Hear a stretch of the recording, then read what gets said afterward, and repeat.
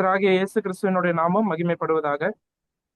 இந்த அருமையான மாலை நேரத்திலே நாம இப்படியாக தேவனுடைய சமூகத்திலே கூடி வருவதற்கு ஆண்டவர் பாராட்டிருக்கிற இரக்கங்களுக்காக அவருக்கு நான் நன்றி செலுத்துறேன். இந்த நேரத்திலே நாம அப்போஸ்தலர் 22ஆம் அதிகாரத்துல இருந்து சில பாடங்களை நாம் கற்றுக்கொள்ள போகிறோம். பரிசுத்த வேதாகமங்களை அப்போஸ்தலர் 22ஆம் அதிகாரத்துக்கு நீங்க திருப்பிக் கொள்ளும்படியாக உங்களை அன்போடு கூட நான் கேட்டுக்கொள்கிறேன். அப்போஸ்தலர் 22ஆம் அதிகாரம். சகோதரரே, பிதாக்களே, நான் இப்பொழுது உங்களுக்கு சொல்ல போகிற நியாயங்களுக்கு செவி கொடுப்பீர்களாக என்றான். அவன் எபிரேய பாஷையிலே தங்களுடனே பேசுகிறதை அவர்கள் கேட்ட பொழுது அதிக அமைதலாய் இருந்தார்கள். வாசித்த இந்த வசனங்கள் எருசலேமிலே நடைபெறுகிறது. போன அமர்விலே நம்ம படிச்சோம். 21ஆம் அதிகாரத்துல எருசலேமுக்கு பவுல் வருகிறார். அந்த எருசலேமிலே ஒரு கலகம் ஏற்படுகிறது. பவுல் மீதான குற்றச்சாட்டுகள், யூத மக்கள் அந்த துரோபிமு என்கிற புறஜாதியானை பவுல் தேவாலயத்திற்குள்ளே அழைத்து வந்தார் என்று சொல்லி அவரை குற்றம் சாட்டினார்கள். அது மாத்திரமல்ல, யூத மக்களிடம் பிள்ளைகளுக்கு விருத்த சேதனம் பண்ண வேண்டாம் என்றும் மோசேயினுடைய நியாயப்பிரமாணத்தை கை கொள்ள வேண்டாம் என்று என்றும் பவுல் போதிக்கிறதாக யூதர்கள் அவன் மீது குற்றச்சாட்டு வைத்தார்கள். இந்த குற்றச்சாட்டுகளின் நிமித்தம் அப்போஸ்தலனாகிய பவுல் இங்க கைது செய்யப்படுகிறார். அவரை கல்லெறிய வேண்டும், அவரை கொலை செய்ய வேண்டும் என்று சொல்லி அவர்கள் எத்தனமா இருக்கிறார்கள். அப்பொழுது சேனாபதி அந்த இடத்துல வந்து பவுலை அந்த இடத்துல இருந்து அவர் மேலே கூட்டிட்டு போறார். அப்ப அந்த படியில கூட்டிட்டு போகும்போது ஜனங்களிடத்துல அவர் பேச வேண்டும் என்று சொல்லி உத்தரவு பெற்றுக்கொண்டு இப்பொழுது ஜனங்களை நோக்கி, இந்த யூத ஜனங்களை நோக்கி அப்போஸ்தலனாகிய பவுல் கொடுக்கக்கூடிய ஒரு செய்தி தான் இந்த 22ஆம் அதிகாரத்தில் வருகிறது. இப்போ 2வது வசனத்துல வாசிச்சோம், எபிரேய பாஷையிலே தங்களுடனே பேசுகிறதை அவர்கள் கேட்ட பொழுது அதிக அமைதலாய் இருந்தார்கள் என்று படித்தோம். அந்த எபிரேய பாஷையிலே அவர் பேசினார். இதுக்கு முன்னாடி சேனாபதியின் இடத்துல பாத்தீங்கன்னா கிரேக்க பாஷையில பேசுவார். இப்பொழுது எபிரேய பாஷையிலே இந்த யூத மக்களிடம் அவர் பேசுகிறார். இதுவுமே ஒரு பாடத்தை நமக்கு சொல்லி தருது. எந்த ஜனங்களிடத்துல நம்ம ஊழியம் செய்யறோமோ, எந்த ஜனங்களுக்கு நம்ம பிரசங்கிக்கிறோமோ, எந்த ஜனங்களுக்கு நம்ம சுவிசேஷம் அறிவிக்கிறோமோ, அவர்களுக்கு ஏற்றபடி அவர்களுக்கு புரிந்திருக்கிற பாஷையிலே அவர்களுக்கு புரியக்கூடிய வகையிலே செய்திகளை கொடுப்பது அவசியம். இடம், பொருள், ஏவல் அறிந்து நாம் பேச வேண்டும் என்பதை இதன் மூலமாய் நாம் புரிந்து கொள்ளுகிறோம். அது மாத்திரமல்ல, இப்பொழுது பவுல் பேச ஆரம்பித்த பிறகு நம்ம படிச்சு பார்த்தோம்னா 3வது வசனத்துல இருந்து 21ஆம் வசனம் வரை, 3ல இருந்து 21 வரைக்கும் பவுல் தன்னுடைய சாட்சியை இங்க சொல்லுகிறார். இதுல 3ல இருந்து 5 வரைக்கும் பாத்தீங்கன்னா ரட்சிக்கப்படுவதற்கு முன்பு பவுல் எப்படி இருந்தார் என்பதை அங்க சொல்லுகிறார். 6வது வசனத்துல இருந்து 11வது வசனம் வரைக்கும் பாத்தீங்கன்னா ரட்சிக்கப்பட்டது எப்படி, தமஸ்குக்கு போற வழியில ரட்சிக்கப்பட்டது எப்படி என்று சொல்லி அந்த சம்பவத்தை அங்க குறிப்பிடுகிறார். 12ல இருந்து 16, 12வது வசனத்துல இருந்து 16 வரைக்கும் பாத்தீங்கன்னா ரட்சிக்கப்பட்ட பிறகு தமஸ்குவிலே என்ன நடந்தது என்பதை குறித்து அவர் சொல்லுகிறார். அதுக்கு பிறகு 17வது வசனத்துல இருந்து 21 வரைக்கும் பாத்தீங்கன்னா அதுக்கு பிறகு எருசலேமிலே என்ன சம்பவித்தது, தமஸ்குல இருந்து எருசலேமுக்கு வந்துடுறாரு, எருசலேமிலே என்ன சம்பவித்தது என்பதை பவுல் அங்கே கூறுகிறார். ஸோ இதான் ஒரு சின்ன அவுட்லைன். அப்ப முக்கியமா இந்த 3ல இருந்து 21 வரைக்கும் பாத்தீங்கன்னா அவர் தம்முடைய சாட்சியை அறிவிக்கிறார். நம்ம வாழ்க்கையினுடைய சாட்சி ரொம்ப முக்கியம் இல்லையா? நம்ம ரட்சிக்கப்பட்ட விதம், கர்த்தர் எப்படி நம்மை நடத்துகிறார், கிறிஸ்தவ வாழ்க்கையில எப்படியெல்லாம் தேவ ஆவியானவர் நம்மை நடத்துகிறார், குறிப்பாக பவுலுக்கு ஊழிய பாதையில எப்படி நடத்துகிறார், இதெல்லாம் சொல்லும் போது அநேகர் ரட்சிக்கப்படுவதற்கு அது ஏதுவா இருக்கிறது. அதே போல இந்த யூத ஜனங்களிடத்துல பேசுகிற பவுல் இந்த இடத்துல தம்முடைய சாட்சியை அவர் அறிவிக்கிறார். இதுல ஒரு விஷயத்த நம்ம பார்க்க முடியுது. அப்போஸ்தலர் நடவடிக்கைகள்ல 9ஆம் அதிகாரத்துல ஏற்கனவே இதே போல பவுலுடைய சாட்சி வரும்.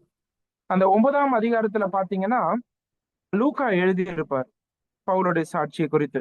ஆனா இந்த இடத்துல 22ஆம் அதிகாரத்துல பவுலே அவருடைய வாயினால் அவருடைய வாழ்க்கையை குறித்து, அவருடைய சாட்சியை குறித்து அவர் அறிவிக்கிறார். இதுக்கப்புறம் 26ஆம் அதிகாரத்திலே ஏரோது அகிரிப்பா ராஜாவுக்கு முன்பாக பவுல் தன்னுடைய சாட்சியை மறுபடியுமாக அறிவிக்கிறதை பிறகு நம்ம படிக்க போறோம். சரியா? இதுல ஒரு விஷயத்த நம்ம புரிஞ்சுக்கலாம். இப்ப பவுல் பாத்தீங்கன்னா ரட்சிக்கப்பட்டு ஏறத்தாழ 23 வருடங்கள் ஆகிவிட்டது. ரட்சிக்கப்பட்டு 23 வருஷங்கள் ஆனாலும் தன்னோட வாழ்க்கையில மறக்க முடியாத ஒரு சம்பவம் என்னது அப்படின்னு பாத்தீங்கன்னா, அவர் ரட்சிக்கப்பட்ட அந்த சம்பவம். அத அவருடைய வாழ்க்கையில அவர் மறக்கவே இல்லை. அது மட்டுமல்ல, நாட்கள் போக போக நம்முடைய கிறிஸ்தவ வாழ்க்கையில கர்த்தரோடு நெருக்கமான உறவிலே நாம் வளர்ந்து கொண்டே வரும்போது, கர்த்தருடைய உறவிலே நாம் பலப்பட்டு கொண்டே வரும்போது, சில நேரங்களிலே கர்த்தர் எதற்காக பின் திரும்பி பார்க்கும்போது வாழ்க்கையில சில விஷயங்களை எதற்காக அனுமதித்தார், அது நமக்கு அதை புரிந்து நம்மாலே கர்த்தரை இன்னும் அதிகமாய் அறிந்து கொள்ள முடிகிறது. ஒருவேளை பவுலுடைய வாழ்க்கையில இந்த தமஸ்குல நடந்த சம்பவங்கள், எருசலேமில் நடந்த சம்பவங்கள் எல்லாம் நடக்கும்போது அது ஏன் நடக்கிறது என்பது சில நேரங்கள்ல பவுலுக்கு அது புரியாமல் இருந்தாலும், நாட்கள் செல்ல செல்ல இப்போ 23 வருஷங்களுக்கு பிறகு பின் திரும்பி பார்த்து கர்த்தர் எல்லாவற்றையும் சில நோக்கங்களுக்காக தான் செய்தார் என்பதை புரிந்து பவுல் இங்க பேசுகிறதை நம்ம பார்க்கிறோம். இது நம்ம வாழ்க்கையிலும் உண்மைங்க. நம்முடைய வாழ்க்கையில இப்பொழுது என்ன நடைபெற்று கொண்டு இருக்கிறது, ஒருவேளை கர்த்தர் எந்த விதத்துல செயல்படுகிறார், சில நேரங்கள்ல எதிர்பாராத சம்பவங்கள், காத்திருக்கக்கூடிய நேரங்கள், பதில் கிடைக்காத ஜெபங்கள், இது போன்ற பல விஷயங்கள் நம்முடைய வாழ்க்கையில இருக்கலாம். ஆனாலும் கூட ஒருவேளை எதிர்காலம் நம்முடைய காலங்கள் செல்லும் போது அதற்கு நம்ம பதில் கண்டுபிடிக்க முடியும். ஆண்டவர் நிச்சயமாக நமக்கு சில விஷயங்கள் புரியலனாலும் அவர் எல்லாவற்றையும் அறிந்த ஆண்டவர் சில நோக்கங்களுக்காக தான் நம்முடைய வாழ்க்கையில சில காரியங்களை அனுமதிக்கிறார். இப்ப பவுலுடைய இந்த சாட்சியை படிக்கும் போது அதை நான் நல்லா புரிஞ்சுக்கிட்டேன். எருசலேம்ல நடந்தது அவர் விவரிக்கும் போது, தமஸ்குல நடந்தது அவர் விவரிக்கும் போதெல்லாம் ஃபுல் கன்விக்ஷனோட அதை சொல்றாரு. ஆண்டவருக்கு நன்றி செலுத்தக்கூடிய வகையில அதை பேசுறாரு. ஏன்னா ஆண்டவர் எல்லாவற்றையும் ஒரு நோக்கத்துக்காக தான் செய்யறாரு அப்படின்றத புரிஞ்சுக்கிட்டு அவர் பேசுறாரு. ஒருவேளை ஆரம்பத்துல இது புரியாமல் இருந்திருக்கலாம். ஆனால் நாட்கள் போக போக அது அப்போஸ்தலனாகிய பவுலுக்கு அது புரிய வருகிறது. நம்ம வாழ்க்கையில புரியாத சில விஷயங்கள் நடந்தாலும் கர்த்தரை நம்பி அதற்கு கீழ்ப்படிவது அவசியம். ஏனென்றால் அந்த விஷயங்களை கர்த்தர் தான் நம்முடைய வாழ்க்கையில அனுமதிக்கிறாரு. அவர் அனுமதிக்கிற ஒவ்வொரு விஷயத்துக்கும் பின்னால ஒரு உன்னதமான நோக்கம் உண்டு. அதை மட்டும் நீங்க மறந்துடவே கூடாது. சரி, இப்போ 3வது வசனத்துல இருந்து 5வது வசனம் வரைக்கும் நம்ம படிக்கும்போது அதுல ரட்சிக்கப்படுவதற்கு முன்பு பவுல் எப்படி இருந்தார் என்பதை அவர் அறிவிக்கிறார். 3வது வசனத்துல சொல்றாரு, அந்த வசனத்தை பாருங்க. நான் யூதன், சிலிசியா நாட்டில் உள்ள தர்சு பட்டணத்திலே பிறந்து இந்த நகரத்திலே கமாலியேலின் பாதத்தருகே வளர்ந்து முன்னோர்களுடைய வேத பிரமாணத்தின்படியே திட்டமாய் போதிக்கப்பட்டு இன்றைய தினம் நீங்கள் எல்லாரும் தேவனை குறித்து வைராக்கியம் உள்ளவர்களாய் இருக்கிறது போல நானும் வைராக்கியம் உள்ளவனாய் இருந்தேன். 4வது வசனம். நான் இந்த மார்க்கத்தாராகிய புருஷரையும் ஸ்திரீகளையும் கட்டி சிறைச்சாலைகளில் ஒப்புவித்து மரண பரியந்தம் துன்பப்படுத்தினேன். அதற்கு பிரதான ஆசாரியரும் மூப்பர் யாவரும் சாட்சி கொடுப்பார்கள். அவர்கள் கையிலே நான் சகோதரருக்கு நிருபங்களை வாங்கி கொண்டு தமஸ்குவில் இருக்கிறவர்களுக்கும் தமஸ்குவில் இருக்கிறவர்களும் தண்டிக்கப்படும்படிக்கு அவர்களை கட்டி எருசலேமுக்கு கொண்டு வரும்படி அவ்விடத்திற்கு போனேன். பவுல் இந்த இடத்துல சொல்லும்போது ஆஹ் 3வது வசனத்துல குறிப்பா அவருடைய அந்த சின்ன வயசுல இருந்து அவர் பிறந்தது தர்சு பட்டணத்துல, அதே போல எருசலேம்ல கமாலியலுடைய பாதத்தருகே அவர் வளர்ந்தார் என்பதை அவர் குறிப்பிடுகிறார். ரொம்ப முக்கியமா அவர் அதுல சொல்லும்போது என்னுடைய முன்னோர்களுடைய வேத பிரமாணத்தின்படியே திட்டமாய் போதிக்கப்பட்டு என்று சொல்லுகிறார். வேத பிரமாணங்களை நன்றாக அறிந்திருந்த பவுல் அதே போல அதுக்கு சொல்றாரு வைராக்கியமா இருந்தேன்னு சொல்றாரு. அந்த வார்த்தையை நீங்க நல்லா கவனிக்கணும். நீங்க எல்லாரும் வைராக்கியமா இருக்கிறது போல நானும் தேவனுக்கு வைராக்கியமா இருந்தேன். இப்ப ஒரு கேள்வி வருது, தேவனுக்கு வைராக்கியமா இருக்கிற பவுல் ஏன் கிறிஸ்தவர்களை துன்பப்படுத்தினார்? தேவனுக்கு வைராக்கியமா இருந்ததுனாலதான் துன்பப்படுத்தினார். ஏன்னா இயேசுவை கிறிஸ்துவாக தேவனாக கிறிஸ்தவர்கள் சொல்லுவது அவரால் ஏற்றுக்கொள்ள முடியவில்லை. யூதர்களுடைய அந்த நியாயப்பிரமாணத்தின்படி அவர் வைராக்கியம் உள்ளவராக இருந்தார். யெகோவா தேவன் ஒருவரே தேவன், நியாயப்பிரமாணம் வாக்குத்தத்தம் எல்லாம் எங்களுக்குரியது, அந்த ஒரு மத ரீதியான ஒரு வைராக்கியம் இருந்தது. ஆனால் அது உண்மையாகவே இப்படி சொல்லலாம், அறிவுக்கேற்ற வைராக்கியமாக இருக்கவில்லை. ஏன்னா 4வது வசனத்துல அவர் சொல்லும்போது இப்படிலாம் கிறிஸ்துவனை நான் கட்டி இழுத்துட்டு வந்தேன்னு சொல்றாரு, சிறைச்சாலையில ஒப்புவித்தன்றாரு, மரண பரியந்தம் துன்பப்படுத்தினன்றாரு. சரியா? ஒரு ஊர்ல அது பண்ணது பத்தாதுன்னு சொல்லி தமஸ்குவிலையும் கிறிஸ்துவலை துன்பப்படுத்துவதற்காக கடிதங்கள்லாம் வாங்கி கொண்டு சென்றார்.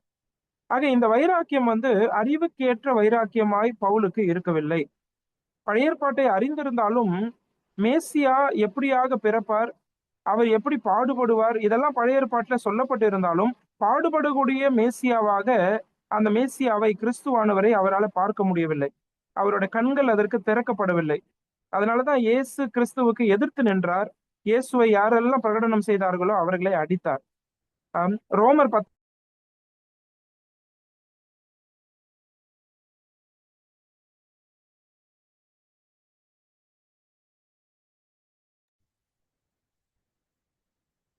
சவுண்ட் கேட்கலையே. என்று அவர்களை குறித்து சாட்சி சொல்லுகிறேன். ஆகிலும் அது அறிவுக்கேற்ற வைராக்கியம் அல்ல. அதை கவனிச்சீங்களா? இஸ்ரேல் மக்களுக்கு வைராக்கியம் இருக்கு, தேவனை பற்றி வைராக்கியம் இருக்கு. ஆனா அந்த வைராக்கியம் அறிவுக்கேற்ற வைராக்கியம் இல்லை என்று சொல்லுகிறார். அதுக்கு அடுத்த வசனத்துல சொல்றாரு, எப்படி என்றால் அவர்கள் தேவ நீதியை அறியாமல் தங்கள் சுய நீதியை நிலைநிறுத்த தேடுகிறபடியால் தேவ நீதிக்கு கீழ்ப்படியாது இருக்கிறார்கள். கவனிச்சீங்களா? நியாயப்பிரமாணத்தை பின்பற்றுகிறார்கள், சுய நீதியில வாழுகிறார்கள். ஆனால் உண்மையாகவே தேவனுடைய திட்டத்தை அவர்கள் புரிந்து கொள்ளவில்லை. இயேசு கிறிஸ்துவை அவர்கள் விசுவாசித்து ஏற்றுக்கொள்ளவில்லை. இந்த வைராக்கியம் எப்படி இருக்கிறது என்று சொன்னால் அறிவுக்கேற்ற வைராக்கியமாய் இருக்கவில்லை. இது இஸ்ரவேல் தேசம் முழுவதும் இன்றைக்கும் அப்படித்தான் இருக்கிறார்கள் யூதர்கள், யூத நாட்டினர். அது மட்டுமல்ல, அப்போஸ்தலனாகிய பவுலும் தன்னுடைய வாழ்க்கையில அப்படித்தான் இருந்தார். ஆனாலும் கர்த்தர் அவரை தொட்டார், அவரை சந்தித்தார். அது ஒரு பெரிய இரக்கம் தான். ஏன்னா இந்த விஷயங்களை குறித்து அவர் 1 தீமோத்தேயுல எழுதும்போது, 1 தீமோத்தேயு 1ஆம் அதிகாரத்தை பாருங்க. 1 தீமோத்தேயு 1ஆம் அதிகாரம் அதனுடைய 13வது வசனம் பாருங்க. 1 தீமோத்தேயு 1:13. முன்னே நான் தூஷிக்கிறவனும் துன்பப்படுத்துகிறவனும் கொடுமை செய்கிறவனுமாய் இருந்தேன். அப்படி இருந்தும் நான் அறியாமல் அவிசுவாசத்தினாலே அப்படி செய்தபடியினால் இரக்கம் பெற்றேன். அதை கவனிச்சிங்களா? நான் தூஷிக்கிறவனா இருந்தேன், துன்பப்படுத்துறவனா இருந்தேன், கொடுமை செய்கிறவனா இருந்தேன். ஆனா அறியாமல் அவிசுவாசத்தினாலே அப்படி செய்தேன் என்று சொல்லுகிறார். அவருக்கு வைராக்கியம் இருந்தது. ஆனா இந்த அறியாமல்ன்ற வார்த்தையை பாருங்க, அது அறிவுக்கேற்ற வைராக்கியமாய் அவருக்கு இருக்கவில்லை. ஆனாலும் இந்த அறியாமையை கர்த்தர் பார்த்தார். தேவன் பக்தி உள்ளவர்களை தமக்காக தெரிந்து கொள்ளுகிறார். இதை நல்லா மனசுல வச்சுக்கோங்க. அவங்க எந்த மதத்தை சேர்ந்தவர்களா இருந்தாலும், அவர்கள் பக்தி வைராக்கியமாய் அவர்களுடைய மத ரீதியான காரியங்களில் இருந்தாலும், அப்படிப்பட்டவர்களை கர்த்தர் நேசிக்கிறார். அப்படிப்பட்டவர்களை நேசித்து அவர்களுக்கு தம்மை வெளிப்படுத்துகிறார். பவுல் அதற்கு ஒரு நல்ல உதாரணம். இங்கே இந்த அறிவு இருந்தது, இந்த அறிவு இல்லை, ஆனா வைராக்கியம் இருந்தது. வைராக்கியம் இருந்தாலும் அது அறிவுக்கேற்ற வைராக்கியம் இல்லை என்று நம்ம பார்க்க முடிகிறது. இது கிறிஸ்தவ வாழ்க்கையில ரொம்ப உண்மை.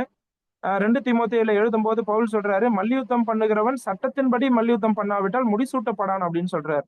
இன்னைக்கும் சில விஷயங்களை வைராக்கியத்தோடு செய்யக்கூடிய கிறிஸ்தவர்கள் இருக்கிறார்கள். ஆனால் வேதத்தின்படி அந்த வைராக்கியம் செயல்பட வேண்டும். அதை நல்லா மனசுல வச்சுக்கணும். நான் இதை மாத்தணும், அதை மாத்தணும் அப்படின்னு நான் நினைக்கிறது தப்பு இல்லை. சபையில சில விஷயங்கள் இப்படி இருந்தா நல்லா இருக்கும், இப்படி செய்யணும், அப்படி செய்யணும், இந்த மாற்றங்களை கொண்டு வரணும் அப்படின்னு நினைக்கிறது தப்பு இல்லை. ஆனா கர்த்தருடைய வசனத்தின்படி, கர்த்தருடைய நேரத்தின்படி அது செய்யப்பட வேண்டியது அவசியமா இருக்கிறது. சரி, வெறும் வைராக்கியம் இருந்தா அது பத்தாது, அது அறிவுக்கேற்ற வைராக்கியமா இருக்க வேண்டும். சரி, பவுலுடைய வாழ்க்கையில இப்ப வந்து பார்க்கும்போது இந்த வைராக்கியம் என்ன பண்ணுச்சு அப்படின்னா, அந்த வேதத்தை கொடுத்த தேவனுக்கே எதிர்த்து நிற்க அவரை தூண்டியது. அதனாலதான் கிறிஸ்தவர்ல அவர் என்ன செய்யறாரு?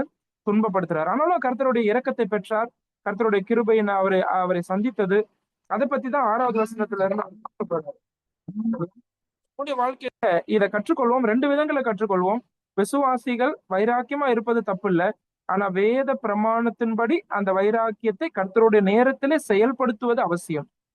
அதே போல விசுவாசிகளாகிய நாம் இன்னொரு பாடத்தையும் கற்றுக்கொள்வோம்.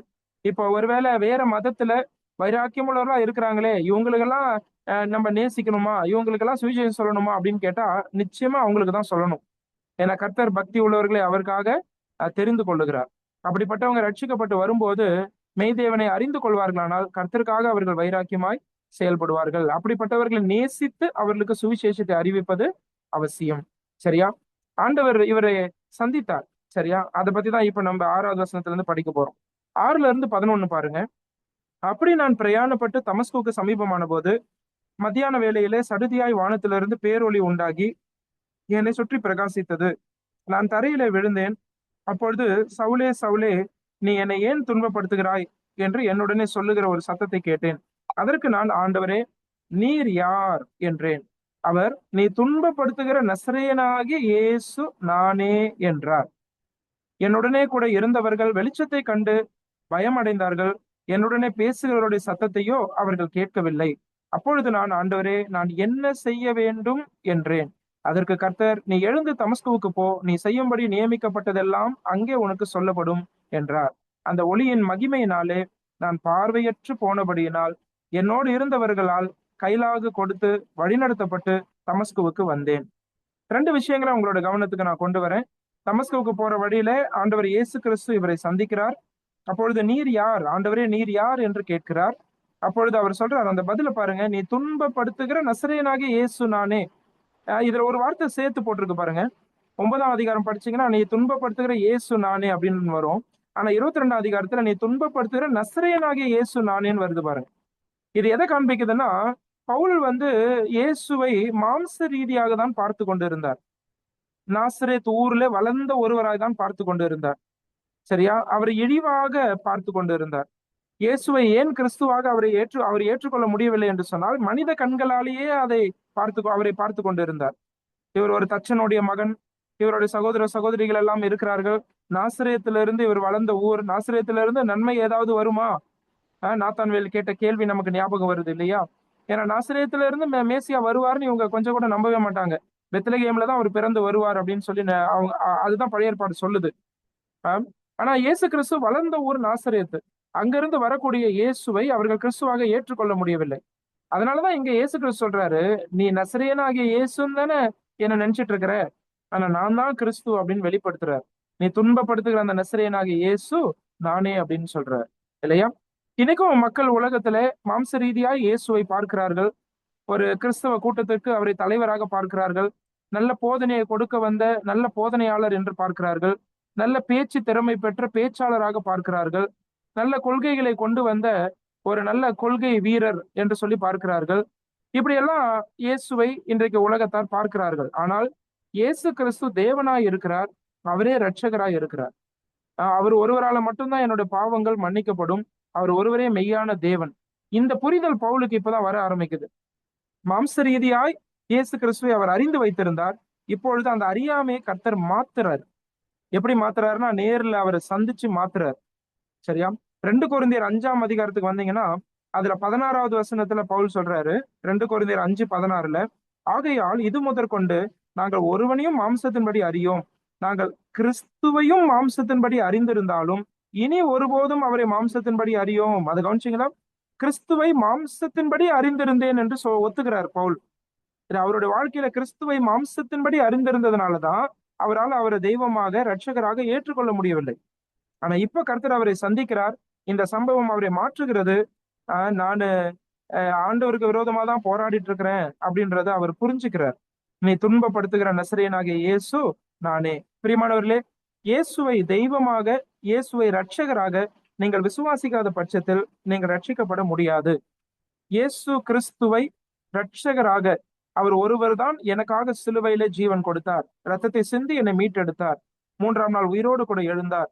இவர் ஒருவர் தான் என்னுடைய பாவங்கள்ல இருந்து எனக்கு நிரந்தர பிராயச்சித்தத்தை கொடுக்க முடியும். இயேசு கிறிஸ்து ஒருவரால மட்டும்தான் என்னோட பாவங்களை மன்னிக்க முடியும். அந்த அதிகாரம் அவர் ஒருவருக்கு தான் உண்டு. அந்த நிலைமையில அவரை விசுவாசித்து ஏற்றுக்கொள்ளாதவர்கள் ரட்சிக்கப்படாதவர்கள். அதை நல்லா புரிஞ்சுக்கணும். சரி, மாம்சத்தின்படி இயேசுவை எப்படி வேணாலும் நம்ம பார்க்கலாம். ராஜாவாக பார்க்கலாம், பெரிய ஒரு அதிபதியாக பார்க்கலாம். சரியா? ஏன் சில நேரத்துல அவரை தெய்வமாக கூட சிலர் பார்க்கிறது உண்டு. ஆனால் இயேசு கிறிஸ்து ஒருவராலே மட்டும்தான் என்னோட பாவத்தை மன்னிக்க முடியும். சரியா? எனக்கு பாவ மன்னிப்பை தர முடியும் அப்படின்ற நிலைமையில அவரை நோக்கி பார்க்காதவர்கள் ரட்சிக்கப்பட முடியாது. எங்க பவுல் கர்த்தரை சந்திக்கிறார். இந்த நேரத்துல அவர் ரட்சிக்கப்படுகிறார். உடனே அவர் கேட்ட கேள்வி பாத்தீங்களா? ஆண்டவரே, நான் என்ன செய்ய வேண்டும் அப்படின்னு 10வது வசனத்துல கேட்கிறார் இல்லையா? நான் என்ன செய்ய வேண்டும்? இது ரெண்டும் ஒன்றோடு ஒன்று இணைந்ததுதான். ஆண்டவரே, நீர் யார் அப்படின்ற கேள்வி 8வது வசனம். 10வது வசனத்துல ஆண்டவரே, நான் என்ன செய்ய வேண்டும். சரியா? ஆண்டவரே, நீர் யார் அப்படின்னு சொல்றது ஆண்டவரை அறிகிற அறிவு. ஆண்டவரே, நான் என்ன செய்ய வேண்டும் அப்படின்னு சொல்றது அவருடைய சித்தத்தின்படி வாழ்க்கையை அமைத்துக் கொள்வது. இது ரெண்டும் ஒன்றோடு ஒன்று தொடர்புள்ளது. ஒரு விசுவாசி தேவ உறவுல பலப்படாம தேவ சித்தத்தை அறிந்து கொள்ள முடியாது. ஆண்டவரை நேசிக்காம இருக்கிறோன்னா அவருடைய திட்டத்தை ஒரு காலம் அறிந்து கொள்ள முடியாது. ஆண்டவரை நேசிக்காதவர்களுக்கு ஊழியம் செய்யணும்னு ஆசை வராது. ஆண்டவரை நேசிக்காதவர்களுக்கு சபைக்கு வரணும்னு ஆசை வராது. ஆண்டவரை நேசிக்காதவர்கள் அவருக்காக வாழணும்னு அந்த விருப்பமே இருக்காது. அவர்களுக்காகவே வாழ்ந்து கொண்டு இருப்பார்கள். அவர்கள் முதன்மைப்படுத்துவதெல்லாம் பணமாய் இருக்கும், உலக உயர்வாய் இருக்கும், சொகுசான சூழலாய் இருக்கும், குடும்ப பாதுகாப்பாய் இருக்கும். இதுதான் பிரதானமா இருக்கும். ஆனா ஆண்டவருடைய சித்தத்துக்கு யார் முன்னுரிமை கொடுப்பார்கள் என்று சொன்னால், ஆண்டவரை அறிந்தவர்கள் தான், அவரோடு உறவிலே பலப்படுகிறவர்கள் தான், அவரை நேசிக்கிறவர்கள் தான் அவரோட திட்டத்தை புரிந்து கொள்ள முடியும். இங்க பவுல் இந்த இடத்துல கேட்கும்போது இந்த 2 கேள்வியும் கேட்கிறாரு. இந்த 2 கேள்வியும் நம்ம எல்லாரும் கேட்டு அறிந்து அதன்படி நம்ம இருக்கிறோமா, செயல்படுறோமா அப்படின்னு நம்ம யோசிச்சு பார்க்கணும். அவரை நேசிக்கிறோமா? 2வது கேள்வி, அவருடைய சித்தத்தின் மையத்துல உங்களோட வாழ்க்கை இருக்கிறதா? அந்த கேள்விகளை உங்களுக்கு முன்பதாக நான் வைக்கிறேன். நீங்க அதை சிந்தித்து பாருங்க. அப்போஸ்தலனாகிய பவுலுக்கு இங்க அந்த கேள்வி கேட்டாரு. ஆண்டவர் பதில் கொடுக்கிறாரு. அதை நம்ம பார்க்க முடியுது.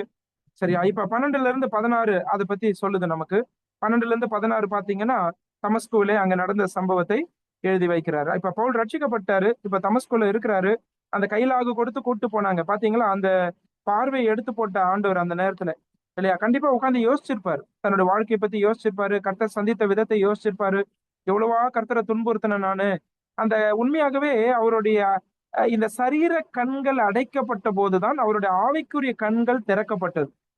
அந்த நாட்கள் தான் அவர் வாழ்க்கை குறித்து யோசித்து கர்த்தருக்கு ஒப்பு கொடுத்த நாட்கள். சரியா? சோ அது ரொம்ப முக்கியமான தருணம் அவருடைய வாழ்க்கையில.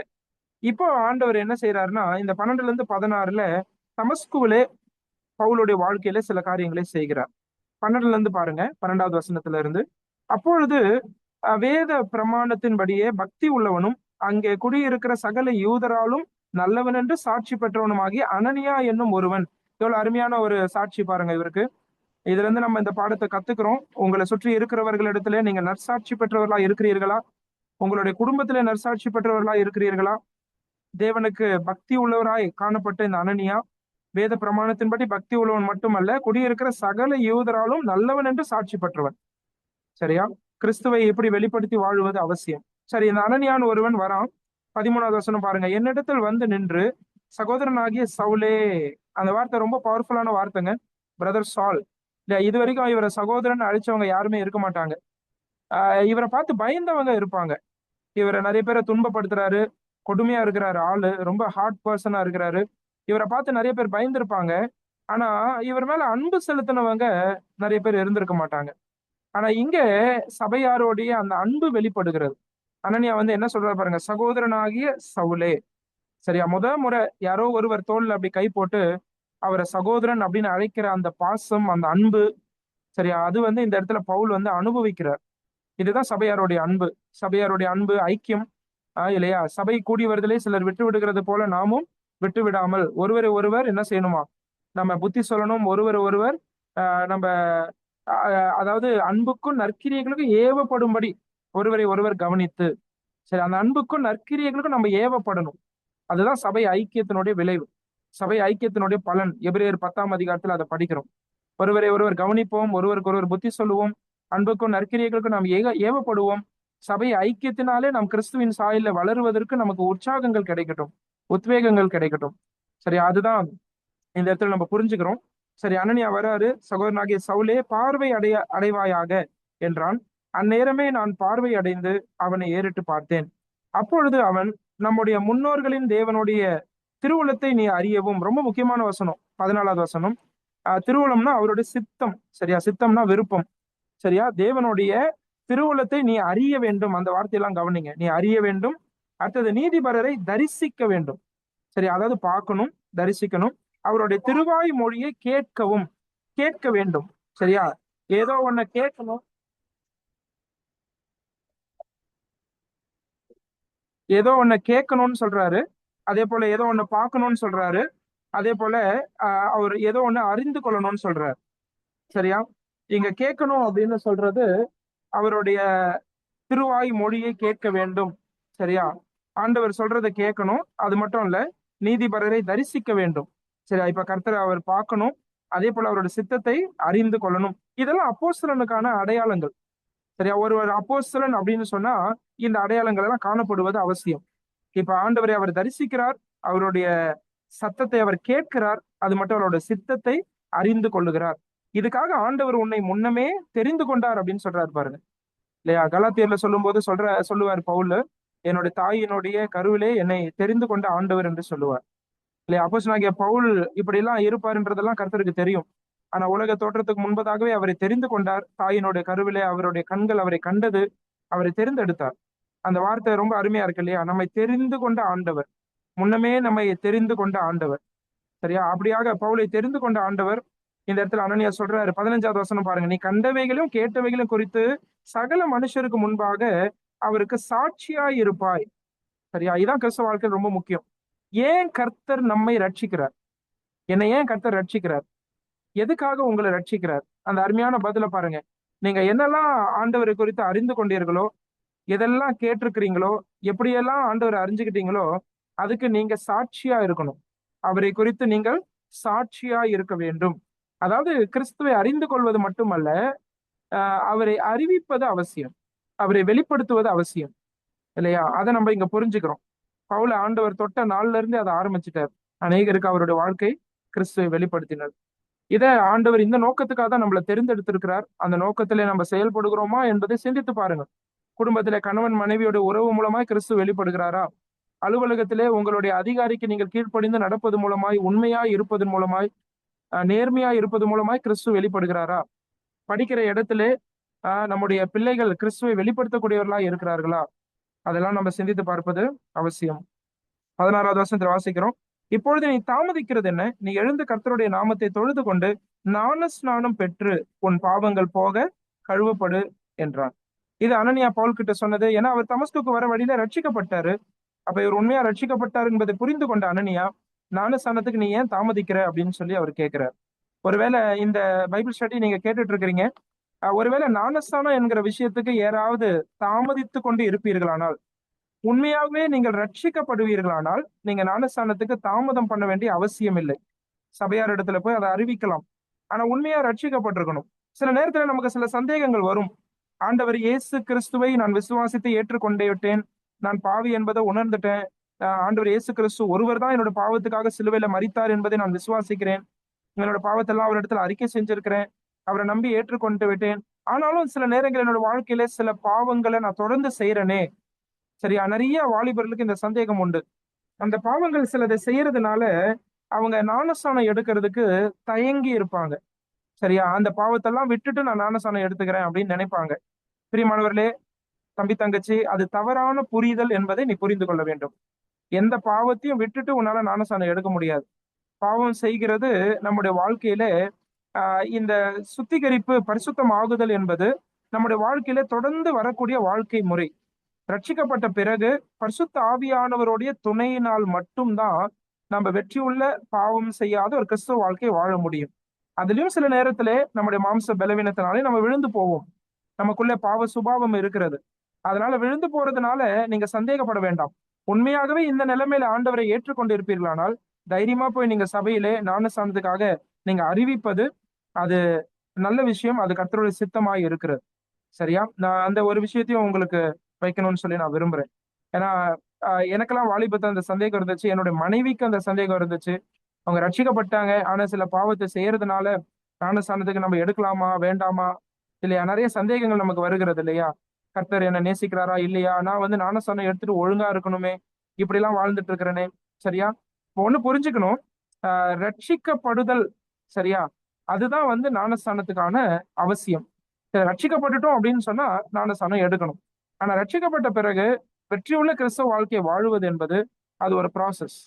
சரியா? Sanctification is a process. அது தொடர்ச்சியா நம்முடைய வாழ்க்கையில கர்த்தரை நேசிக்க நேசிக்க, அவரோட உறவுல பலப்பட தான் பாவங்களை நம்ம மேற்கொள்ள முடியும். அந்த தீர்மானம் எடுக்கிறோம். ஆண்டவர் இயேசு கிறிஸ்து தான் என்னோட வாழ்க்கைக்கும் வழிகளுக்கு அதிகாரி, அவர் தான் ஆண்டவர், அவர் தான் ரட்சகர் அப்படின்னு தீர்மானம் எடுக்கிறோம். ஆனா அவருடைய கர்த்தத்துவத்துக்கு நீ கீழ்ப்படியதான் பாவத்தின் மீது வெற்றியுள்ள ஒரு வாழ்க்கை நிச்சயமாக வாழ முடியும். சரியா? அதனால உண்மையாவே ரட்சிக்கப்பட்டவங்க ஞானஸ்நானம் எடுக்க தயங்க வேண்டாம். ஆண்டவரை நேசிக்கிறவங்க அவருடைய கட்டளைக்கு கீழ்ப்படிவாங்க. இல்லையா? ரட்சிக்கப்பட்டவங்க முதலாவது கீழ்ப்படிய வேண்டிய கட்டளை ஞானஸ்நானம். தண்ணீர் முழுக்கு ஞானஸ்நானம். சரியா? அப்படியாக பவுல் இங்க ஞானஸ்நானம் பெறுகிறார். அதுதான் அனனியா இங்க கத்துக் கொடுக்கிறாரு. இதுதான் தமஸ்குல நடந்த சம்பவம். அதுக்கு பிறகு 3 வருஷம் தமஸ்குல இருக்கிறாரு. ஆனா அதை பத்தி இந்த சாட்சியில அவர் எதுவும் சொல்லல. அதுக்கு பிறகு எருசலேமுக்கு அவர் அங்க என்ன நடந்துச்சு அப்படின்றத 17ல இருந்து 21 வரைக்கும் அவர் சொல்றாரு. அந்த 17ல இருந்து 21 வரைக்கும் பாருங்க. இது ஜெருசலேம் எபிசோட். 3 வருஷம் அங்க தமஸ்குல இருந்து விட்டு எருசலேமுக்கு வந்தாரு. அங்க என்ன நடக்குதுன்றத அவருடைய வாயினாலே அறிவிக்கிறார். 17வது வசனம். பின்பு நான் எருசலேமுக்கு திரும்பி வந்து தேவாலயத்திலே ஜெபம் பண்ணி கொண்டிருக்கையில் ஞான திருஷ்டி அடைந்து அவரை தரிசித்தேன். அவர் என்னை நோக்கி, நீ என்னை குறித்து சொல்லும் சாட்சியை இவர்கள் ஏற்றுக்கொள்ள மாட்டார்கள். இவர்கள் சொன்னா எருசலேம்ல இருக்கக்கூடிய யூதர்கள். சரியா? இவர்கள் இந்த வசனத்துல வருது, எருசலேம்ல இருக்கக்கூடிய யூதர்கள். எருசலேம்ல இருக்கிற யூதர்கள் என்னை குறிச்சு நீ என்னதான் சொன்னாலும் அவங்க ஏற்றுக்கொள்ள மாட்டாங்க அப்படின்னு கர்த்தர் சொல்றார். அதனால என்ன சொல்றாரு பாருங்க, 18வது வசனத்துல பாருங்க. ஆதலால் நீ தாமதம் பண்ணாமல் சீக்கிரமாய் எருசலேமை விட்டு புறப்பட்டு போ. சரியா? ரெண்டு இடத்துல தாமதம் பண்ணாமல் அப்படின்னு வாசிச்சோம். உங்களுக்கு ஞாபகம் இருக்கா? 16வது வசனத்திலையும் வாசிச்சோம். நீ தாமதிக்கிறது என்ன? அது ரட்சிக்கப்பட்டவங்க ஞானஸ்நானம் எடுக்கிறதுக்காக தாமதம் பண்ண வேண்டாம் என்று சொன்னேன். இப்ப 18வது வசனத்துல ரட்சிக்கப்பட்டவங்க கிறிஸ்துவை அறிவிப்பதிலே தாமதம் பண்ணக்கூடாது. அதை நம்ம புரிஞ்சுக்கிறோம். சரியா? நீங்க அப்போஸ்தலர் 9ஆம் அதிகாரத்துக்கு வந்தீங்கன்னா அங்க இதே வார்த்தையை லூக்கா எழுதி வச்சிருக்கிறார். அப்போஸ்தலர் 9ஆம் அதிகாரத்துல ரட்சிக்கப்பட்ட பவுல் தமஸ்குல இருக்கிறார். தமஸ்குல இருக்கும்போது அவர் என்ன செய்யறார் அப்படின்னு 20வது வசனத்துல சொல்றார். அப்போஸ்தலர் 9:20 பாத்தீங்கன்னா, தாமதமின்றி கிறிஸ்து தேவனுடைய குமாரன் என்று ஆலயங்களிலே பிரசங்கித்தான். எவ்வளவு அருமையா எழுதி வச்சிருக்காரு பாருங்க. தாமதமின்றி. இங்கேயும் ஆண்டவர் அதை சொல்றாரு. எருசலேம்ல இருக்கும்போது இவங்க நீ சொல்றதை கேட்க மாட்டாங்க, அதனால நீ தாமதம் பண்ணாம சீக்கிரமா எருசலேமை விட்டு புறப்பட்டு போ. ஏன்னா ஆண்டவருடைய சித்தம் பவுலுடைய வாழ்க்கையிலே புறஜாதிகள் ரட்சிக்கப்பட வேண்டும், அதற்காக பவுலை பயன்படுத்துகிறவராக ஆண்டவர் காணப்பட்டார். அதுதான் பவுலுடைய வாழ்க்கையில கர்த்தருடைய சித்தம். புறஜாதிகளுடைய அப்போஸ்தலன், புறஜாதியாருக்காக தெரிந்து கொள்ளப்பட்ட அப்போஸ்தலன். கலாத்தியர்ல அதை வாசிக்கிறோம். சரியா? இப்ப பவுலுக்கு இங்க எருசலேம்ல வேலை இல்லை, அதை ஆண்டவர் சொல்லிட்டாரு. நீங்க இந்த சாட்சி இப்ப பவுல் சொல்றது பாத்தீங்கன்னா 23 வருஷத்துக்கு பிறகு, ரட்சிக்கப்பட்டு 23 வருஷங்களுக்கு பிறகு. ஆனா இதான் முதல் முறை அவருடைய சாட்சியை எருசலேம்ல அவர் அறிவிக்கிறார். இதுக்கு முன்னாடி எருசலேம்ல அவருடைய சாட்சியை சொல்லவே இல்லை. பவுல் பவுல் இப்பதான் அறிவிக்கணும்ன்றது ஆண்டவருடைய நேரம், ஆண்டவருடைய சித்தம். ஏன்னா எருசலேம்ல ஊழியம் செய்யறதுக்கு நிறைய அப்போஸ்தலர்கள் இருந்தாங்க. பேதுரு இருந்தாரு, யோவான் இருந்தாரு, அந்த 12 அப்போஸ்தலர்கள் இருந்தாங்க, உதவிக்காரர்கள் இருந்தாங்க. அதனால ஆண்டவர் பவுலை பிரத்யேகமாக எதுக்காக தெரிந்து கொண்டார் என்று சொன்னால், புறஜாதிகளிடத்தில் சுவிசேஷம் அறிவிப்பதற்காக. சரியா? Calling differs. உங்களுக்கு கொடுக்கப்பட்ட அதே அழைப்பு எனக்கு இருக்காது, எனக்கு இருக்கிற அதே அழைப்பு உங்களுக்கு இருக்காது. சரியா? ஆனா நம்ம எல்லாரும் ஊழியம் செய்யணும், தாமதம் இல்லாம ஊழியம் செய்யணும். எப்படிப்பட்ட ஊழியத்தை செய்யணும், எங்க செய்யணும்? ஆஹ் அது ஆண்டவர் தான் நமக்கு அதை வெளிப்படுத்தக்கூடியவராய் இருக்கிறார். ஆனா ஆண்டவர் எனக்கு என்ன செய்ய சொல்றாரோ அதை நான் தாமதம் இல்லாமல் நிச்சயமாக செய்ய வேண்டும். சரியா? இங்க பவுல தூரம் போக சொல்றாரு, புறப்பட்டு எருசலேம் விட்டு புறப்பட்டு போக சொல்றாரு. ஆனா பவுல் இதை டிஃபெண்ட் பண்ணி பாக்குறாரு. 19-20 வசனங்களை பாருங்க. பவுல் சொல்றாரு, ஆண்டவரே, உம்மிடத்தில் விசுவாசமாய் இருக்கிறவர்களை நான் காவலில் வைத்து ஜெப ஆலயங்களிலே அடித்ததையும், உம்முடைய சாட்சியாகிய ஸ்தேவானுடைய ரத்தம் சிந்தப்படுகிற போது நானும் அருகே நின்று அவனை கொலை செய்வதற்கு சம்மதித்து அவனை கொலை செய்தவர்களின் வஸ்திரங்களை காத்து கொண்டு இருந்ததையும் இவர்கள் அறிந்திருக்கிறார்களே. பவுல் டிஃபெண்ட் பண்ணி பாக்குறாரு. சரியா? ஆண்டவரே, என்னோட பழைய வாழ்க்கைலாம் இவங்களுக்கு தெரியுமே, இப்ப நான் மாறி இருக்கிறேனே, இப்ப ஏன் இவங்க ஏற்றுக்கொள்ள மாட்டாங்க? சரியா? என்னுடைய பழைய வாழ்க்கையினுடைய அந்த காரியங்கள் எல்லாம் பார்த்தவங்க தானே இவங்க. இப்படிப்பட்ட மாற்றம் எனக்கு வந்திருக்கிறது அப்படின்னு இவங்க புரிஞ்சுக்கிட்டாங்கன்னா இவங்க நிச்சயமா ரட்சிக்கப்படுவாங்களே அப்படின்னு பவுல் சொல்லி பாக்குறாரு. சரியா? இது சில நேரத்துல நம்முடைய வாழ்க்கையில உண்மைதான். சரியா? பாருங்க, நான் இப்போ ஒருவேளை சில நண்பர்களோடு சேர்ந்து நிறைய பாவங்களை செஞ்சிருக்கிறேன்னு வச்சுப்போம். இப்ப ஆண்டவர் என்ன தொட்டுட்டாரு, நான் ரட்சிக்கப்பட்டேன். சரியா? இப்ப அதே நண்பர்கள் ஆண்டவரை அறிந்து கொள்ள வேண்டும் என்று நினைப்பது தப்பு கிடையாது. சரியா? ஏன்னா என்னுடைய மாற்றப்பட்ட அந்த வாழ்க்கை அதை அறிவிக்கிறதுக்கு பவுல் வெட்கப்படவில்லை. அதே பாவம் செய்த ஒருவேளை நண்பர்களிடத்துல போய் ஆண்டவர் என்ன தொட்டாரு, என்னை இப்படி மாத்தினார் அப்படின்னு சொல்லி நான் அவங்களை ரட்சிப்புக்குள்ள வழி நடத்தணும்னு நினைக்கிறது தப்பு இல்ல. ஆனா அதுதான் கர்த்தருடைய சித்தமா எனது வாழ்க்கையிலே, அல்லது என்னை தூரம் வேற எங்கேயோ போக சொல்லி என்னை அழைக்கிறாரா, அதை நான் சிந்திச்சு பார்க்கணும். சில பேருக்கான அழைப்பு ஏற்கனவே ரட்சிக்கப்படாத போது யாரோடு இருந்தோமோ அவர்களையே ரட்சிப்புக்குள்ள கொண்டு வரணும்ன்றது ஆண்டவருடைய சித்தமா இருக்கும். ஆனா சில பேருக்கு நம்ம இடத்திலே ஊழியம் செய்யாமல் வெளியில வேற இடங்களிலே சென்று தூர போய் சில பழங்குடியினர் மத்தியிலோ, சரியா, இது வரைக்கும் பழக்கமில்லாத மக்கள் மத்தியிலேயோ, மாற்று கலாச்சாரத்திலேயோ ஊழியம் செய்ய வேண்டும் என்பது கர்த்தருடைய சித்தமா இருக்கலாம். பவுல் இதை நல்லா புரிஞ்சுக்கிட்டார். ஒருவேளை இந்த இடத்துல டிஃபெண்ட் பண்ணி பாக்குறாரு, இந்த ஜனங்களுக்கு என்ன பத்தி தெரியுமே ஆண்டவரே, ஒரு வாய்ப்பு கொடுங்க அப்படின்னு பவுல் ஒருவேளை கெஞ்சிருக்கலாம். ஆனா கர்த்தர் ரொம்ப அழகா சொல்லிட்டாரு.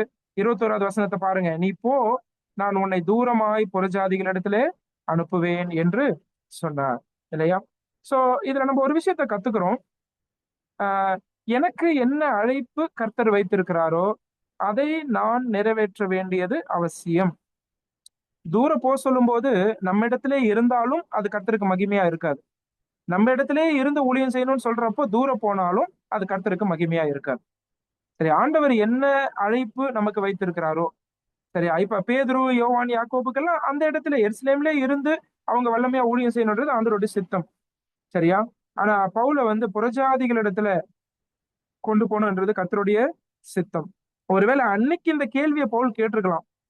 ஆனா இப்போ இதை பேசிட்டு இருக்கும்போது 23 வருஷங்கள் பிறகு பார்த்து பவுல் வந்து எல்லாத்தையும் புரிந்தவராக இங்க பேசி கொண்டிருந்திருப்பார். எல்லாத்தையும் புரிஞ்சிட்டு இருப்பார். அதான் நான் ஆரம்பத்துல சொன்னேன். கர்த்தருடைய நடத்துதல் அந்த நேரத்துல எனக்கு வினோதமா இருந்தாலும், புரிந்து கொள்ள முடியாததா எனது வாழ்க்கையில இருந்தாலும், சில வருடங்களுக்கு பிறகு அதை பின் திரும்பி பார்க்கும்போது ஆண்டவர் எவ்வளவு அருமையான ஆண்டவர், எவ்வளவு உண்மை உள்ளவர், எவ்வளவு பெரிய நோக்கத்துக்காக எனக்கு இந்த அழைப்பை கொடுத்து என்னை பயன்படுத்தினாரு அப்படின்றத நம்ம புரிஞ்சுக்கும் போது நம்ம கண்ணீரோட ஆண்டவருக்கு நன்றி சொல்ல முடியும். பவுல் இப்ப திரும்பி பார்த்தாருன்னா எவ்வளவோ விஷயங்களை யோசிச்சு பார்த்திருப்பாரு இல்லையா. புறஜாதிகள் இடத்துல பவுல் போய் என்னென்ன காரியம் செஞ்சிட்டாரு இந்த 20 வருஷத்துல இல்லையா. அநேக இடங்கள்ல திருச்சபைகள், அநேக சீஷர்களை உருவாக்குதல் இல்லையா, பல சபைகளை ஸ்திரப்படுத்துதல் இல்லையா, எவ்வளவோ ஊழியங்கள் புறஜாதிகள் மத்தியில, கணக்கில்லாத சபைகள். அந்த சபைகள் ஸ்தாபிக்கப்பட பவுலை கர்த்தர் தெரிந்தெடுத்தார், பயன்படுத்துகிறார். பிரியமானவர்களே, நான் ஒண்ணு சொல்லட்டுமா? பவுலுடைய சாட்சி இப்ப நம்ம முடிச்சிட்டோம். இந்த 3ல இருந்து 21 வரைக்கும் படிக்கும்போது அவர் எப்படி ஆரம்பிச்சார் தெரியுமா? நான் தர்சு பட்டணத்துல பிறந்தவன் அப்படின்னு ஆரம்பிச்சார். சரியா. இப்ப என்ன சொல்றாரு தெரியுமா? 21ல என்ன தூர புறஜாதிகள் இடத்தில் கர்த்தர் அனுப்பினார் என்று சொல்லுகிறார். நான் ஒண்ணு சொல்லட்டுமா? நீங்க எந்த இடத்துல பிறக்கணும், நீங்க எப்படி வளரணும், நீங்க எங்க போய் கர்த்தருடைய ஊழியத்தை செய்யணும், நீங்க எந்த சபையில ஐக்கியப்படணும், இது எல்லாவற்றையும் முடிவு செய்கிறது நீங்க கிடையாது. இது எல்லாவற்றையும் உங்களுடைய வாழ்க்கையில முடிவு செய்யறது ஆண்டவர் தான். ஒரு காலமும் உங்களுடைய வாழ்க்கையை பத்தி ஒரு தாழ்வு மனப்பான்மையை நீங்க கொண்டு வர வேண்டிய அவசியமே கிடையாது. மற்றவர்களோடு நம்மை ஒப்பிட்டு பார்த்து, நான் ஏன் என்னை ஏன் இங்க பிறக்க வச்சாரு, என்னை ஏன் இந்த குடும்பத்துல பிறக்க வச்சாரு, என்ன ஒருவேளை அங்க பிறக்க வச்சிருந்தா நல்லா இருந்திருக்கும், அவங்களுக்கு இப்படிப்பட்ட வரங்கள் இருக்கு, எனக்கு ஏன் இதை கொடுக்கல, அவங்கள தூரம் அழைக்கிறாரு, என்னை ஏன் அங்க அழைக்கல, என்ன வந்து இப்படி பயன்படுத்துறாரு, இதை இதை குறித்து ஒருவேளை நீங்க व्यசனம் அடைவீர்களானால், ஒருவேளை இதை குறித்து துக்கப்படுவீர்களானால், வருத்தப்படுவீர்களானால், அது கர்த்தரை கீழே இறக்கி போடுற மாதிரி இருக்கும். சரியா. ஆண்டவரை ஒரு காலமும் நம்ம கீழே இறக்கி போடக்கூடாது. அவருடைய நாமத்தை நம்ம எப்பொழுதும் மகிமைப்படுத்த வேண்டும். நீங்க இருக்கிற இடத்துல இருந்து ஆண்டவருக்கு இன்னைக்கு நன்றி சொல்லுங்க. நீங்க பிறந்த விதத்துக்காக நன்றி சொல்லுங்க. நீங்க வளர்ந்த விதத்துக்காக நன்றி சொல்லுங்க. உங்களை கர்த்தர் ரட்சித்த விதத்துக்காக நன்றி சொல்லுங்க. ஒரு சபையை கொடுத்திருக்கிறார், அந்த சபைக்காக நன்றி சொல்லுங்க. உங்களுக்கு ஒரு அருமையான கணவரை தந்திருக்கிறாரு, அருமையான மனைவியை தந்திருக்கிறாரு, அவர்களுக்காக கர்த்தருக்கு நன்றி சொல்லுங்க. சபை விசுவாசிகளுக்காக நன்றி சொல்லுங்க. சரியா. ஊழியங்களுக்காக நன்றி சொல்லுங்க. ஏன்னா நீங்க எங்க இருக்கணும், என்ன செய்யணும், நம்முடைய குடியிருப்பின் எல்லைகளை நிர்ணயித்து கொடுக்கிறவர் அவர்தான். நம்மை பக்குவப்படுத்துகிறவர் அவர்தான். நம்மை பயிற்சிவிக்கிறவர் அவர்தான். நம்மை சீர்படுத்தி ஸ்திரப்படுத்தி நிலைநிறுத்த செய்கிறவர் அவர்தான். பயன்படுத்துகிறவரும் அவர்தான். அப்படிப்பட்ட இறையாண்மை செய்கிற ஆண்டவருடைய கருத்துல உங்களுடைய வாழ்க்கை இருக்கும்போது எதை குறித்தும் நீங்கள் ஆஹ் முக்கியத்துவம் அற்றவன் என்று சொல்லி உங்களை குறித்து நீங்க நினைக்க கூடாது. தாழ்வு மனப்பான்மைகளை கொள்ளக்கூடாது. சரியா. பவுல் ஒரு காலமும் இப்படி நினைச்சது கிடையாது. அவங்க எல்லாம் எருசலேம்ல பயன்படுத்துறாங்க, நான் எத்தனையோ முறை முயற்சி எடுக்கிறேன், எருசலேம்ல என்ன புரிஞ்சுக்கவே மாட்டாங்களே, என் ஆண்டவர் தூரம் அனுப்பிட்டாரு அப்படின்னு ஒரு துளி கூட அவருடைய வாழ்க்கையில அவர் கவலைப்படவில்லை இல்லையா. ஆனா ஆண்டவருடைய சித்தத்துக்கு முழுவதுமாய் ஒப்பு கொடுத்தார். ஆண்டவருக்காக பாடுபடுகிறதற்கு ஒப்பு கொடுத்தார், மரிக்கிறதற்கு ஒப்பு கொடுத்தார், சபைகளை ஸ்தாபிக்க ஒப்பு கொடுத்தார், ஊழியம் செய்வதற்கு ஒப்பு கொடுத்தார். எவ்வளவோ வித்தியாசமான விதங்களில் ஆண்டவர் பல திசை திருப்பங்கள் பவுலுடைய வாழ்க்கையில கொண்டு வந்து வித்தியாசமா நடத்தினார். அது எல்லாவற்றுக்கும் தன்னை ஒப்பு கொடுத்தார் இல்லையா. அததான் இந்த சாட்சியில அவர் புரிய வைக்கிறார். அதுவும் இங்க யார்கிட்ட பேசிட்டு இருக்கிறார்? யூத மக்கள் கிட்ட பேசுறார். சரியா. யூத மக்கள் கிட்ட பேசுறதுனாலதான் என்னை அழைத்தவர் யாருன்னா நசரேயனாகிய இயேசுன்னு சொல்றார். சரியா. யூத மக்களுக்கு ஈட்டி வச்சு அதை குத்துன மாதிரி இருக்கும். ஏன்னா இந்த நசரேயனாகிய இயேசுவை தான் அவருங்க வந்து என்ன செஞ்சாங்க, சிலுவையிலே அவர்கள் அறைந்தார்கள். சரியா. அந்த நசரேயனாகிய இயேசு தான் எனக்கு தரிசனமானார், அவர் தான் என்னோடு பேசினார், அவர் தான் அனனியா அனுப்பினார், அவர் தான் எனக்கு அழைப்பு கொடுத்தார், அவர் தான் என்னை தூர புறஜாதிகளிடத்தில் அனுப்பினார். அவருக்காக நான் நிற்கிறேன், அவருக்காக வாழுகிறேன், அவருக்காக சாட்சி கொடுக்கிறேன், அவருக்காக ஊழியம் செய்கிறேன் என்பதை பவுல் ரொம்ப அழகாக இந்த இடத்துல சொன்னார். ஆனா இது யூதருக்கு பிடிக்காது. சரியா. அதுவும் 21வது வசனத்தை நல்லா பாருங்க. புறஜாதிகள் அப்படின்னு ஒரு வார்த்தை இருக்குது பாருங்க 21ல. நீ போ, நான் உன்னை தூரமாய் புறஜாதிகள் இடத்துல அனுப்புவேன். சரியா. இது வரைக்கும் தான் பவுல பேச விட்டாங்க. சரியா. இதுக்கப்புறம் பவுல பேச விடல. ஏன்னா இதை ரெண்டு விதத்துல புரிஞ்சுக்கணும் பிரியமானவர்களே. மத ரீதியாய் பார்க்கும்போது யூத நாட்டினர் புறஜாதிகளை சரிசமமாக ஏற்றுக்கொள்ள மாட்டார்கள். இது நமக்கு எல்லாருக்கும் தெரியும். சரியா? யெகோவா தேவன் தான் உண்மையான தேவன், அவர் எங்களுடைய தேவன் அப்படின்றதுல ரொம்ப பெருமை கொள்ளுகிறவர்கள் யூதர்கள். நியாயப்பிரமாணம் எங்களுடையது, வாக்குத்தத்தங்கள் எங்களுடையது, உடன்படிக்கைகள் எங்களுடையது. சரியா? கர்த்தர் எங்களை விசேஷித்த ஜனமாய் வைத்திருக்கிறார், எங்களை கொண்டுதான் உலகத்தை ஆசீர்வதிக்கிறார். அதனால புறஜாதிகளை அவங்களால ஏற்றுக்கொள்ள முடியாது, சரிசமமா ஏற்றுக்கொள்ள முடியாது. சரியா? இது ஒண்ணு. அடுத்தது, ரட்சிக்கப்பட்ட யூதர்கள் அப்படின்னு நம்ம எடுத்துக்கொள்ளும் போது கூட, ரட்சிக்கப்பட்ட யூதர்கள் கூட அந்த நாட்களிலே புறஜாதிகள் ரட்சிக்கப்பட்டு புறஜாதிகள் சபையில வராங்களே, அவங்கள சரிசமமாக பார்க்க முடியவில்லை. இந்த ஃபிரிக்ஷன் வந்து, இந்த போராட்டத்தை நம்ம அப்போஸ்தலர் நடவடிக்கைகளை நிறைய அதிகாரத்துல படிச்சுட்டோம். 15ஆம் அதிகாரத்துல எருசலேம் கவுன்சில் எதுக்காக கூடுச்சு இல்ல? இதுக்காக தான் கூடுனாங்களே. அந்தியோகியால இந்த பிரச்சனை வந்தது இல்லையா? நிறைய இடங்கள்ல இந்த பிரச்சனைகள் வந்தது. பேதுருவை ஏன் வணைந்தார் கர்த்தர்? பேதுருவை வந்து அந்த 3 முறை அந்த தரிசனத்தை கொடுத்து, இல்லையா, கர்த்தர் சுத்தமாக்கினோ இல்ல நீ அசுத்தமாக எண்ணக்கூடாது, தீட்டாக எண்ணக்கூடாது, இந்த பாடங்களை ஏன் கற்றுக் கொடுத்தார்? ஏன்னா யூதரும் புறஜாதிகளும் சபையில சம அந்தஸ்து வாய்ந்தவர்கள் அப்படின்றத யூத விசுவாசிகள் ஏற்றுக்கொள்ளாத நாட்கள் அது. சரியா? இது விசுவாசிகளா யூதர்களை பார்க்கும் போதும் புறஜாதிகளை சரிசமமா ஏற்றுக்கொள்ளல. அந்த அண்டர்ஸ்டாண்டிங் பொறுமையா தான் வந்துட்டு இருந்துச்சு. அது ஒரு டிரான்சிஷன் பீரியட் தான். அது ஒரு மாற்றத்தின் காலகட்டம் தான் அது. பொறுமையா தான் அந்த புரிதல் வந்தது. அதே போல ரட்சிக்கப்படாத யூத நாட்டினரும் சரி, மற்ற புறஜாதியாரை அவங்க என்ன பண்ணல, அவங்க ஏற்றுக்கொள்ளல. சரியா? இப்ப பவுல் இதை சொல்லும் போது அவங்களுக்கு பயங்கர கோபம் வருது. 22வது வசனத்துல இருந்து பாருங்க. இந்த வார்த்தை வரைக்கும் அவனுக்கு செவி கொடுத்தார்கள். பின்பு இப்படிப்பட்டவனை பூமியிலிருந்து அகற்ற வேண்டும், இவன் உயிரோடு இருக்கிறது நியாயம் அல்ல வென்று மிகுந்த சத்தமிட்டு சொன்னார்கள். இவ்விதமாய் அவர்கள் கூக்குரலிட்டு தங்கள் மேல் வஸ்திரங்களை எரிந்து விட்டு ஆகாயத்திலே புழுதியை தூற்றி கொண்டு இருக்கையில், சரியா, எவ்வளவு வன்மையா செயல்படுறாங்க பாருங்க. ஏன்னா அவங்களால இதை ஏற்றுக்கொள்ள முடியல. ஆனா பவுல் இதை ஏத்துக்கிட்டார். புறஜாதிகள் இடத்துல ஆண்டவர் அனுப்புறாருன்னு சொன்னா, அவர் ஏற்றுக்கொள்ள முடியாத புறஜாதிகள் தான், பழக முடியாத ஜனங்கள் தான், நேசிக்க முடியாத மக்கள் தான். சரியா? இதுவரைக்கும் அவங்களோடு அவர் சாப்பிட்டது கிடையாது, அவங்களோடு பழகுனது கிடையாது, அவங்களோட சரிசமமா உட்கார்ந்தது கிடையாது, அவங்களோடு பேசினதோ அவங்களோட உறவு கொண்டதோ கிடையாது. ஆனா பவுல் இதை ஏத்துக்கிட்டார். சரியா? இதுதான் ஒரு விசுவாசிக்கு தேவையானது. ஒருவேளை கர்த்தர் நீங்க விரும்பாத ஒரு மக்களிடத்துல உங்களை அழைப்பாரானால், அங்க போய் நீங்க அவங்களுக்கு சுவிசேஷம் சொல்லணும்னு கர்த்தர் சொல்லுவாரானால், அதுக்கு கீழ்ப்படிவதுதான் கர்த்தருடைய சித்தமாய் இருக்கிறது. சரியா? அதை நம்ம ஏற்றுக்கொள்ள வேண்டும். பேதுருவை அந்த விதத்திலே ஆண்டவர் வணைந்தார். யோனாவை பழைய ஏற்பாட்டிலே அந்த விதத்துல கர்த்தர் வணைந்தார். இப்பொழுது இங்க பவுலும் கூட இதை அவருடைய வாழ்க்கையில ஈஸியா புரிஞ்சுக்கிட்டார். அவர் எதிர்த்தே நிக்கல. ஒருவேளை இங்க யூத ஜனங்கள், யூத நாட்டினார்லாம் எதிர்த்து நின்றுப்பாங்க. ஆனா பவுல் அதுக்கு எதிர்த்தே நிக்காம ஆண்டவருடைய சித்தத்துக்கு அவர் கீழ்ப்படிந்தார். சரியா? ஒண்ணு புரிஞ்சுக்கணும், இந்த உலகத்துல இருக்கிற எல்லா மனிதர்களையும் ஆண்டவர் நேசிக்கிறார். தெய்வம் நேசிக்காத மனுஷர் யாரும் கிடையாது. நம்மளால நேசிக்க முடியாம இருக்கலாம் சிலரை, ஆனா ஆண்டவர் அவர்களை நேசிக்கிறார். அவர்களிடத்துல கர்த்தர் அனுப்புவாரானால் அவர்களை நேசித்து அவர்களுக்கு சுவிசேஷம் அறிவிப்பது நம்முடைய கடமையாய் இருக்கிறது. அதே போல சபையிலும் இதை மனசுல வச்சுப்போம். யாரையும் வெறுக்காம, எல்லாரும் கிறிஸ்துவுக்குள்ள சம அந்தஸ்து வாய்ந்தவர்கள் என்கிற நிலைமையிலே, மொழி வேறுபாடு இருந்தாலும், ஜாதி வேறுபாடு இருந்தாலும், அந்தஸ்தில் வேறுபாடு இருந்தாலும், கல்வியில் வேறுபாடு இருந்தாலும், நிறத்தில் வேறுபாடு இருந்தாலும், பல வேறுபாடுகள் நம்முடைய வாழ்க்கையில இருந்தாலும், விசுவாசிகள் மத்தியில இருந்தாலும், கிறிஸ்துவுக்குள் நம்ம எல்லாரும் ஒன்றாய் இருக்கிறோம் என்கிற சிந்தையோடு கூட சபையில செயல்படுவது அவசியம். சரி, இவங்க இப்படி எல்லாம் கூக்குரலிட்டு பவுலை இப்ப விட்டா கொன்னுடுவாங்க, அப்படிதான் வந்து இந்த இடத்துல பண்ணிட்டு இருக்காங்க. மறுபடியும் அந்த சேனாபதி தலையிடுறாரு. அவனை கோட்டைக்குள்ளே கொண்டு வரும்படி கட்டளையிட்டு, 24வது வசனம் பாருங்க. சேனாபதி அவனை கோட்டைக்குள்ளே கொண்டு வரும்படி கட்டளையிட்டு அவர்கள் அவனுக்கு விரோதமாய் இப்படி கூக்குரலிட்ட முகாந்திரத்தை அறியும்படிக்கு அவனை சவுக்கால் அடித்து விசாரிக்க சொன்னான். அந்தபடி அவர்கள் அவனை வாரினால் அழுந்த கட்டும்போது பவுல் சமீபமாய் நின்ற 100க்கு அதிபதியை நோக்கி, ரோமனும் நியாயம் விசாரிக்கப்படாதவனுமாய் இருக்கிற மனுஷனை அடிக்கிறது உங்களுக்கு நியாயமா என்றான். அதை கவனிச்சிங்களா? இப்ப வந்து இப்ப 2 தப்பு இவங்க பண்ணிட்டாங்க. ஒண்ணு, அவர் நியாயம் விசாரிக்காம அடிக்க கூடாது. 2வது, ரோம குடியுரிமை இருக்கிற ஒருத்தவனை கையே வைக்க கூடாது. சரியா? பவுல் இந்த இடத்துல ஆரம்பத்துல அதை சொல்லிடுறாரு. உங்களுக்கு ஞாபகம் இருக்கும், பிலிப்பு பட்டணத்துல அப்போஸ்தலர் 16ஆம் அதிகாரத்துல தான் ஒரு ரோமன் என்பதை ஆரம்பத்துல பவுல் சொல்லவில்லை. எல்லா பாடுகளையும் ஏற்றுக்கொண்டு கடைசியில தான் ரோமன் என்கிற அந்த அடையாளத்தை வெளிப்படுத்துகிறார். ஏன்னா அது சபையினுடைய நல்லதுக்காக. அங்க ஜனங்க ரட்சிக்கப்படணும், திருச்சபைக்கு பிரச்சனைகள் வரக்கூடாது. அதுக்காக பவுல் என்ன செய்யறாருன்னா, அந்த அடிகளையும் அந்த காயங்களை எல்லாம் பவுல் சீலா ஏற்றுக்கொள்ளுகிறார்கள். ஆனா இங்க அப்படி இல்ல. சரியா? இங்க இந்த இடத்துல கர்த்தர் அவரை பேச சொல்லி அவருக்கு அந்த ஞானத்தை கொடுக்கிறார். இந்த இடத்துல தான் ஒரு ரோமன் என்பதை அவர் வெளிப்படுத்துகிறார். சரியா? அப்ப 26வது வசனத்துல வாசிக்கிறோம்.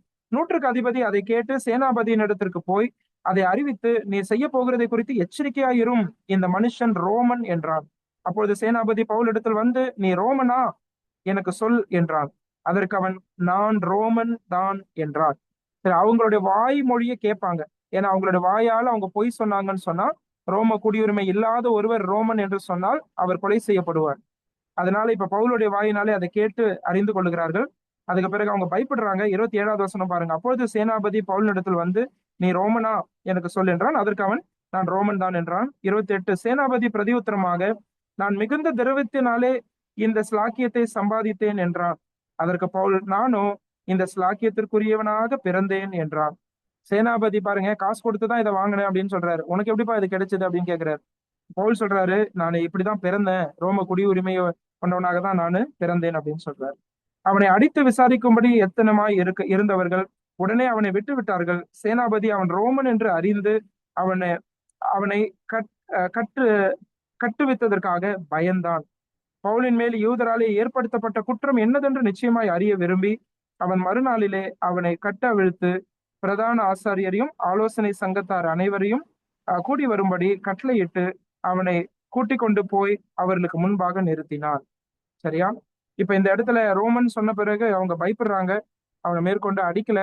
அவன் என்ன செய்யறான், இந்த இடத்துல அவருடைய அடையாளத்தை அவர் வெளிப்படுத்தி இந்த இடத்துல சேனாபதி என்ன செய்யறாருன்னா, அந்த சானிட்ரின், அதாவது யூத ஆலோசனை சங்கம், அவங்கள வரவழைத்து இது என்ன குற்றச்சாட்டுன்னு தெரிஞ்சுக்கலாம்னு சொல்லி அவர் என்ன செய்யறாரு, அங்க பவுலை கூட்டிட்டு போறாரு.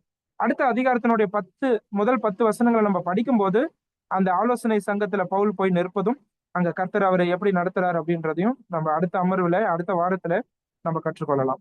இந்த இடத்துல இந்த கடைசியாக சிந்தித்த சில வசனங்கள்ல ஒரு விஷயத்தை நம்ம புரிஞ்சுக்கிறோம். பவுல் தன்னுடைய சாட்சியை சொல்லும் போது, நான் புறஜாதிகள் இடத்துல என்ன கர்த்தர் அனுப்புறாரு, தூர போறேன் அப்படின்னு சொல்லும் போது இந்த யூத ஜனங்கள், யூத நாட்டினர் கோபப்படுகிறார்கள். ஆனால் இந்த இடத்துல கர்த்தர் பவுலை காப்பாற்றுகிறார். கர்த்தர் பவுலுக்கு அந்த ஞானத்தை கொடுக்கிறார். இன்னொரு பக்கம் சேனாபதி மூலமாய் கர்த்தரை பவுலை கர்த்தர் காப்பாற்றுகிறார். சரியா? கர்த்தருக்காக தைரியமாய் நிற்போம். அவருடைய பாதுகாப்பை நம்பி நாம கர்த்தருக்கான சாட்சி கொடுப்போம், அவரை அறிவிப்போம். நம்மை இக்கட்டான சூழ்நிலையிலிருந்து காப்பாற்ற கர்த்தர் போதுமானவராய் இருக்கிறார். இந்த ஒரு அதிகாரத்துல பவுலினுடைய சாட்சியில இருந்து நிறைய பாடங்களை நம்ம கற்றுக்கொண்டோம். அதே போல இந்த இடத்துல நடந்த இந்த சம்பவங்கள் நமக்கு நடைமுறை ரீதியாக கிறிஸ்தவ வாழ்க்கைக்கு, நம்முடைய குடும்பத்துக்கு, அதே போல நம்முடைய ஊழியங்களுக்கு நிறைய பாடங்களை நமக்கு கற்றுக் கொடுக்கிறது. சரியா? பவுல் மறுபடியும் அவருடைய சாட்சியை சொல்றாரு அப்போஸ்தலர் நடவடிக்கைகள் புத்தகத்துல. ஒருவேளை கர்த்தர் உங்களுக்கு இந்த வாரத்துல வாய்ப்புகளை ஏற்படுத்தி தருவாரானால், உங்களுடைய சாட்சியை சொல்றதுக்கு, நீங்க யாருன்னு மற்றவர்களுக்கு அறிவிக்கிறதற்கு ஒரு வாய்ப்பு ஏற்படுத்தி தருவாரானா, அதுக்கு தயங்க வேண்டாம், பயப்பட வேண்டாம், வெட்கப்பட வேண்டாம். கர்த்தர் உங்களுக்கு அந்த கிருபையை தருவார், தைரியத்தை தருவார். நீங்க உங்களுடைய சாட்சியை சொல்றது மூலமாய் கிறிஸ்துவை உயர்த்தி காண்பீங்கள். அதன் மூலமாய் சிலர் நிச்சயமாக ரட்சிக்கப்பட ஆண்டவர் அனுக்கிரகம் பாராட்டுவார். கர்த்தருடைய நாமம் மகிமைப்படுவதாக. ஆமென்.